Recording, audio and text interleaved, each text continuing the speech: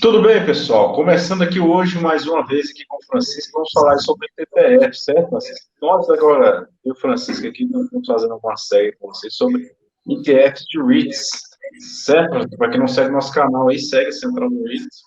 Olá, pessoal, tudo bem? Francisco do canal Mente de Holder. Sempre um prazer fazer mais essa série aqui com o Ismael e hoje a gente vai falar um pouquinho mais sobre o EWRE. Antes de tudo, aproveita para se inscrever tanto no Mente de Holder quanto no Central do REIT. Semanalmente a gente traz conteúdo principalmente sobre investimentos de longo prazo.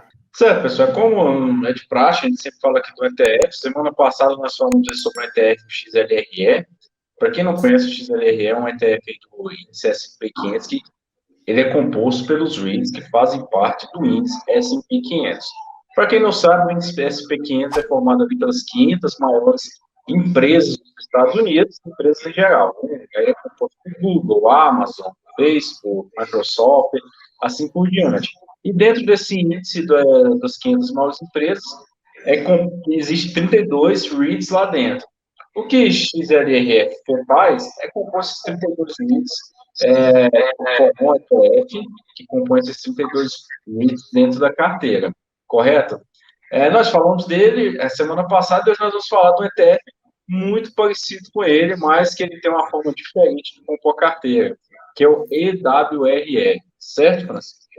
Certo, Ismael. Esse é um ETF que eu gosto bastante de como ele aloca parte do seu portfólio e a gente vai explicar um pouquinho mais para vocês essa especificidade desse ETF. A primeira delas é que esse ETF ele busca acompanhar os investimentos do S&P 500 do índice, ou seja, ele faz as ponderações de todos os REITs que estão nesse índice, só que ele atribui pesos iguais a cada um dos ativos. Ou seja, a gente tem REITs que são muito maiores do que outros dentro do S&P 500, porém esse ETF ele investe o mesmo peso em todos os ativos que compõem a carteira. Então, a gente tem esse ETF, ele investe pelo menos 90% dos ativos nesses títulos que compõem o índice e ele pondera, como eu já falei, igualmente esses ativos do setor imobiliário dentro do índice. E aqui é um ponto importante de se lembrar, tá, pessoal? Porque quando a gente fala de XLRE, que seria o irmão próximo dele aí, XLRE faz a composição de portfólio balanceando conforme o valor de mercado. Então, hoje o maior REIT listado, por exemplo, inclusive faz parte do S&P 500, é a American Tower e Crowcastle, que são dois REITs de antenas e torres de comunicação, principalmente celular. Com isso, esses REITs acabam tendo uma posição maior dentro do ETF do que outros REITs menores, como a Stanley Green, enfim. Acaba tendo essa diferença muito grande, né? Os REITs que têm um valor de mercado maior têm um peso maior, e os REITs com valor de mercado menor têm um peso menor do ETF. Já falando aqui de EWRE, ele tem uma proposta muito diferente, que ele coloca todos os REITs com o mesmo peso. Tanto aquele que tem um valor de mercado alto, quanto tem um valor de mercado baixo, trimestralmente ele faz o rebalanceamento de modo que eles tenham o mesmo peso ali dentro da carteira, ok?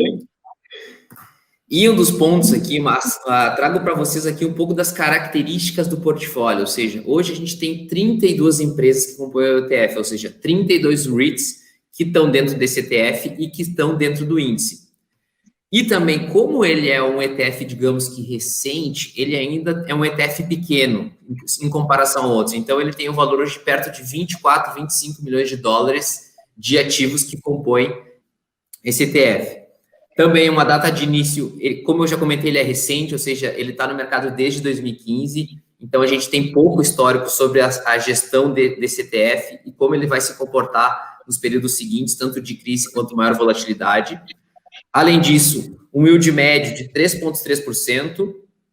E um ponto super importante aqui que o Ismael sempre traz também é principalmente com os ativos que são menores, geralmente eles têm uma taxa de administração um pouquinho maior, principalmente para fazer frente com as despesas do ETF, já que a parte de ativos líquidos não é tão grande. Certo, Ismael? Exatamente. Vale lembrar que a forma que a administradora do ETF rentabiliza é através da taxa de administração do ETF. Então, ETFs, é lógico, não dá para a gente comprar no VNQ, que tem bilhões de dólares no portfólio é a taxa de administração. Então, a taxa de administração, no caso aqui, do EWR, possui somente 24 bilhões. Então, ele é um ETF bem pequeno aí, até porque ele é bem recente, né? 2015. A gente separou aqui para vocês um pouco dos prós e dos contras de por que valeria a pena investir no ETF dessa maneira, de pesos igualitários entre os ativos, e também os contras. Como tudo na vida, a gente tem os prós e os contras. Quer começar em relação aos prós, Ismael? Então, primeiro fator de pró para esses ETFs é porque eles acabam sendo mais diversificados. Então, o portfólio dele não concentra tanto. Quando a gente fala aqui em REITs, por exemplo, os maiores hoje no mercado são os setores de tecnologia, principalmente data center. A data center, a gente vai lembrar que tem Equinix, Digital Realty, enfim, e do setor de antenas de comunicação, American Tower, Procast e SPA. Quando um ETF ele faz essa ponderação do valor de mercado, que é o caso do XLRE, ele acaba se expondo bem mais a esse setor de tecnologia. E que hoje a gente sabe aí que é um setor que mais cresceu e que aquele investidor que não sabe se isso vai continuar crescendo acaba ficando um pouco pé atrás, né? Aquele investidor focado ali em valor. Já quando quando o ETF, o KGWR, faz a ponderação de maneira igualitária, ele acaba dando peso ali para todos os ETF, para todos os REITs. Então, aqueles REITs menores, que têm possibilidade de crescer mais, esse ETF acaba, de certa forma, tendo uma possibilidade de performar melhor ao longo do prazo, já que a tendência é com que aquelas empresas que são menores, elas performam mais, né? E as empresas grandes, elas vão sendo, de certa forma, podadas, né? Então, esse rebalanceamento é constante, inclusive, dentro desse ETF. Quem acompanha aí vai ver que, apesar dos pesos, a gente fala que é desigual, se você olhar ao longo do trimestre, vocês vão observar que alguns REITs têm um peso maior do que alguns outros REITs têm um peso menor, exatamente porque acontece essa variação, né? REITs que valorizaram, REITs que se desvalorizaram, e assim por diante. Trimestralmente, ele faz esse balanceamento. Exatamente porque ele adota essa abordagem, que seria uma abordagem de valor, né? Dando o mesmo peso para aqueles REITs que estão lá mais atrás, né? Isso mesmo. E uma das partes aqui dos contras é que a gente tem uma estratégia muito, que a gente fala bastante aqui no Brasil também, que é de alocação de ativos, ou seja, a gente colocar pesos iguais nos ativos que a gente quer colocar dentro da nossa carteira. Então, um contra em relação a isso é que os índices de ponderação igual, eles favorecem as empresas menores, ou seja, a gente coloca a mesma importância de um REIT super pequeno, que está muito novo no mercado, para um REIT, por exemplo, um American Tower, por exemplo. Então, esse é um contra, principalmente para quem gosta de montar posições em ativos mais sólidos, com mais tempo de mercado e maior valor de mercado. Então, a gente tem esse contra muito forte nesse ETF. Também a gente vê muito forte, principalmente na questão de rebalanceamento da carteira, ou seja, ele faz um turnover maior da carteira, ele tem maiores movimentações, principalmente para fazer o rebalanceamento trimestralmente. E um ponto que a gente vai mostrar logo mais também é a parte da volatilidade durante as crises. Ele é mais volátil, principalmente por ter REITs e por ter ativos não tão grandes quanto um peso normal de carteira dos índices. E aqui, falando nesse caso dos REITs, a gente tem que lembrar o seguinte: em março, por exemplo, no auge da pandemia, no auge da crise de todos os setores, né, os setores de REITs sofreram, todos eles, sem exceção. Mas REITs como data center, infraestrutura, voltaram muito mais rápido do que outros setores, como hoje ainda continuam sofrendo, caso de shopping, escritórios, assim por diante. Com a ponderação do valor de mercado, ETF como XLRE acabou retornando mais rápido. A EWRE agora ele está retornando porque esses outros REITs acabam voltando aqui com a perspectiva aí do fim da pandemia, assim por diante. Exatamente, Ismael. E fique até o final do vídeo que a gente vai passar um pouquinho mais sobre essa comparação, principalmente do EWRE versus os outros ativos. E essa comparação aí, pessoal, só para a gente ter uma ideia, ela vem mostrando aí dois ativos específicos, né? Porque a gente vai lembrar que a gente tem que ter uma comparação aí com um tempo maior, né? E, como eu falei, a WRE é um ETF muito novo, de 2015. Nessa comparação aí, A gente tem o RSP, tá, pessoal? O nome do ETF, esse ETF que vocês estão vendo em roxo, é o RSP. O que o RSP faz? Ele é um ETF do índice SP500. Aí a gente está falando do geral, não mais só de REITs. E o laranja a gente tem o IVV. Quem conhece aqui no Brasil, às vezes investe no IVV11, que ele replica o IVV, que nada mais é do que um ETF do SP500 também, mas faz a ponderação por valor de mercado, né? A gente observa que o ETF que fez a ponderação por preços iguais, que é o RSP em roxo, ele acaba tendo uma performance bem melhor, assim, não falo que é extraordinariamente melhor, mas uma performance razoavelmente melhor do que comparando aí com o IVV, que é o índice geral do S&P 500. E agora a gente traz um estudo comparativo entre os pesos dos setores, entre índices que têm o mesmo entre ativos que têm o mesmo peso no índice ou os que seguem fielmente o índice com as movimentações constantes entre os maiores ativos e os menores. Então, a conclusão desse estudo é que muito provável que a ponderação igual, ela tende a ter um melhor desempenho versus o peso de mercado. O que a gente vê aqui? O peso de mercado, apenas tecnologia e energia, que são grandes setores, ganharam. Dos novos setores aí, os real estates acabam não entrando, como eu falei, porque é moderno. Dos novos setores, somente 3 que a ponderação de mercado acabou vencendo aí, que é a tecnologia, discricionária e o setor de energia. Então, agora, pessoal, a gente traz para vocês uma comparação entre o XLRE, que a gente falou na semana passada, e o EWRE, que a gente está passando nesse vídeo. Um dos pontos importantes aqui, o primeiro ponto, é que a gente não tem muito histórico, muito track record, principalmente porque são ativos novos, que entraram no mercado em 2015. Então, a gente precisa ainda de um tempo de maturação para fazer uma análise mais profunda sobre os resultados. O que a gente pode ver aqui é que, historicamente, o EWRE ele performou melhor que o XLRE. Isso nos últimos anos. Porém, agora, no advento da crise, a gente viu uma volatilidade maior. Então, vocês podem ver que ele sofreu mais na crise, e principalmente nos últimos 6 meses, em relação ao retorno, mas agora que o mercado já está voltando aos níveis pré-pandemia, a gente vê que já está muito próximo do retorno do XLRE. Exatamente. Aí entra vários pontos aqui que a gente pode comentar, né? Aquilo que eu falei, durante a crise, geralmente, o que aconteceu com os REITs, né? Aqueles REITs que têm um valor, os REITs de tecnologias acabaram performando melhor logo depois de abril, maio, enquanto os demais continuaram sofrendo. E agora, com a perspectiva do final da pandemia, os REITs de data center de tecnologia acabam tendo uma performance um pouco ruim, agora no final do ano, e os REITs aí de outros setores, como office, shopping, enfim, têm tido uma performance muito positiva. E quando a gente volta lá para falar, principalmente de setor de tecnologia no geral, tá? Que eu não estou falando de REITs. O que acontece quando a gente faz a comparação com a Apple, né? A Apple é tão gigante que, é lógico que esses ETFs acabam tendo umas travas, né? Que, você não pode ter mais de 15%, maior, ou 22%, enfim, exatamente para evitar essa concentração massiva em uma determinada empresa. E todos os ETFs fazem exatamente isso. E o que o Equal faz, ele já não precisa fazer isso, né? Porque todos ali têm o mesmo peso.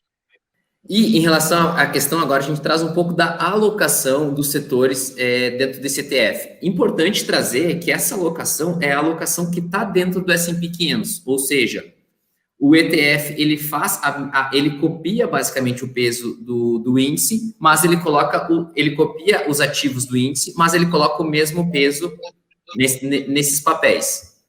Então a gente vê uma divisão, principalmente dos REITs especializados em residenciais, além da parte de varejo. Ele é um ETF só de Estados Unidos. O segundo ponto é aquilo que eu falei novamente. O REITs de tecnologia tem um peso muito grande dentro do setor de real estate. E logo depois vem os residenciais. Quem vem a ValuePay, Equity Residential, Assets Property, enfim. E alguns setores, porque acabam tendo um representante só, né? No caso de hotéis, que só tem hostel, o próprio casa de escritório, que tem bem pouco ali, SL Green, enfim, outros dos setores, mas ainda que ele faça pesos iguais, ele acaba tendo uma concentração grande em setor de tecnologia de REITs. E aproveitando que a gente está agora passando um pouco das top holdings desse ETF, a gente traz aqui alguns exemplos dos maiores pesos, digamos assim, e a gente atenta aqui para o Public Storage, que é um vídeo que eu e o Ismael já fizemos análise desse REIT. Vamos deixar o card aqui para vocês, até dar uma olhada se quiser entrar mais a fundo nesse ativo. Ele tem umas particularidades muito interessantes que eu e o Ismael comentamos nesse vídeo. E um ponto muito importante na análise desse ETF é a parte de turnover do portfólio. E o que é turnover? Turnover é a porcentagem, o quanto que esse ETF ele tem que mexer no portfólio, na sua carteira, para fazer os rebalanceamentos trimestralmente, para deixar a posição igual entre todos os ativos. Então a gente tem uma análise muito interessante, principalmente nos anos de 2017 e 2020, essa porcentagem ela aumentou bastante.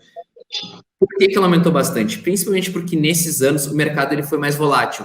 Então, quando o mercado ele é mais volátil, esse ETF ele tem que ter uma gestão mais ativa para fazer o turnover e deixar esses ajustes iguais entre todos os REITs. Exatamente, isso exige muita gestão também, né, do ETF. Com certeza.